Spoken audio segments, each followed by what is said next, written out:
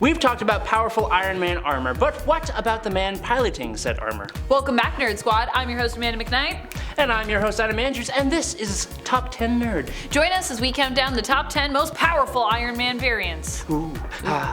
Number 10, Lord Iron. I will never turn up the chance to talk about Marvel 1602, otherwise known as Earth 311. This Earth takes a bunch of the Marvel characters we love and plops them in the Elizabethan era. And yes, that includes Iron Man. Going by the name Anthony Stark and Lord Iron, his armor is powered by quote-unquote lightning bottles, and was created when Anthony was captured in the Holy Land during the English-Spanish Wars, and treated rather harshly by the Hulk, resulting in the requirement of the suit to survive. Anthony is sent on a mission to hunt down Banner in the New World with his technologically advanced suit. Now look, this suit in comparison to other versions of Iron Man, it's not the most advanced and powerful suit, but when looked at with the scope of the technology at the time, it's centuries ahead of its time, being nearly on par with base Iron Man armors, only it has a super sweet lightning sword. Like, damn bro, it's nice. Number 9, Original Tony. Technically I'm talking about a version of 616 Tony here, but this isn't even really like the 616 Tony. Not the one we have now anyways, although at one point this was the 616 Tony. This version of Tony ended up getting amalgamated with his younger self to give us the version that we have now, because this version ended up fighting his younger self. Yep. It all happened as part of the Crossing event. Ah yes, the Crossing event. What a marvelous time. During that event, it was revealed that Tony was actually a sleeper agent for Immortus, aka an alternate name and persona of Kang the Conqueror's.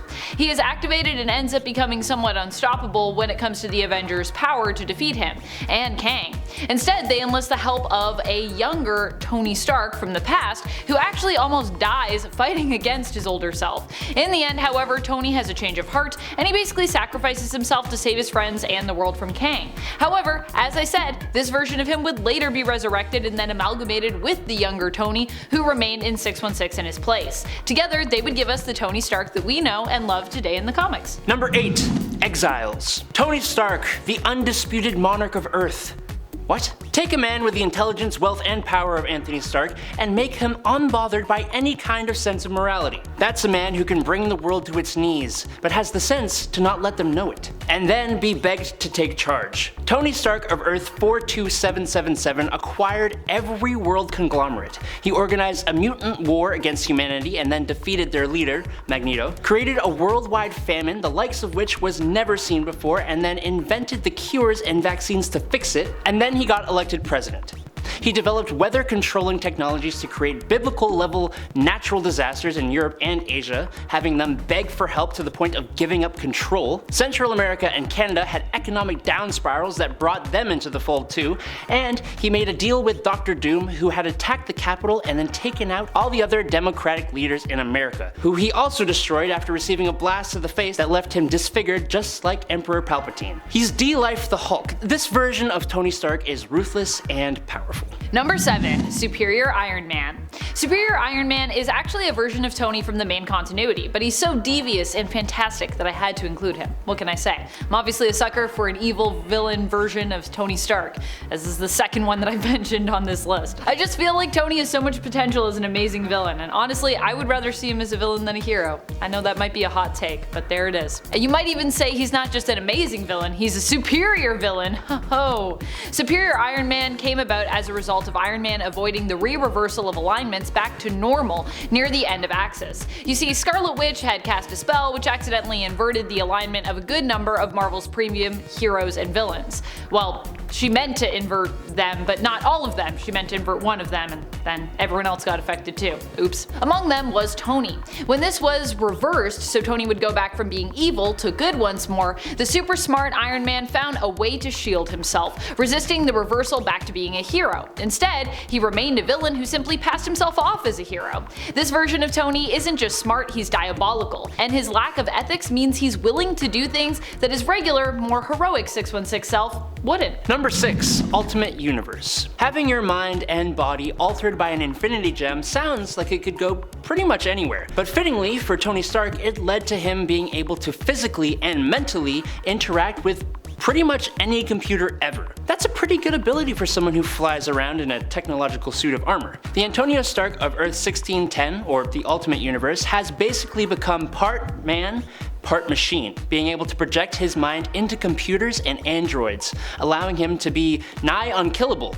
Proven when the Master, Reed Richards, seemingly brought his demise, but he became a non-physical entity which could manifest itself via computer systems. When actually physically inhabiting an Iron Man armor, he gains the usual abilities, plus force fields and cloaking. He's also got nanites in his bloodstream that he uses to control his suits, as well as open locks, defuse boom booms, and interact with all forms of tech. This Ultimate Universe Iron Man, like quite a few of the other Ultimate Universe characters, is pretty ultimate. Number 5. Darkhold Iron Man. As we glimpse into the Darkhold, we get to see into the much darker reality of Earth 21129 when it comes to Tony Stark's tale. Here in Darkhold Iron Man, issue number 1, we meet Tony Stark, who becomes obsessed with the armor that he's building, despite the fact that once in said pieces of armor, they cannot be removed, as they bond to Tony in such a way that removing the armor also removes his skin. In essence, we learn that the armor is kinda like feeding on Tony Stark's organic makeup, fully bonding with him. When he wears the helmet, this becomes evident when we learn that skin and bone are melting away, as the suit has, well, no need of them, because they're like, hey, we're armor, so you don't need that. This Tony Stark is eerily powerful as he threatens to take over the world with his technology, offering everyone the infinite and permanent safety of his suits, at the cost of their own organic lives and bodies. Number 4.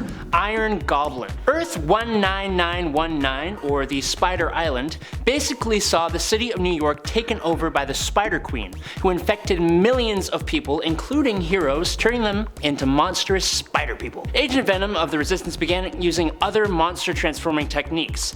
This includes injecting the Hulk with the Lizard Serum, using the Godstone to turn Captain America into a werewolf, and Captain Marvel was turned into a living vampire. For Iron Man, he was sprayed with the Goblin formula used by Norman Osborn to save him. This gave Tony Stark super strength, speed, stamina, durability, agility, reflexes, and a regenerative healing factor. You know, the superhero starter pack of abilities, plus all the technology of the Iron Man suit. Unfortunately, the serum also has the side effect of making people maniacal, paranoid, irrational, and illogical. Not wanting to go fully insane and to make up for his crimes as an arms dealer, the Goblin Iron Man wielded the Ebony Blade, one of the most powerful weapons in the Marvel Universe, and sacrificed himself to save the Resistance.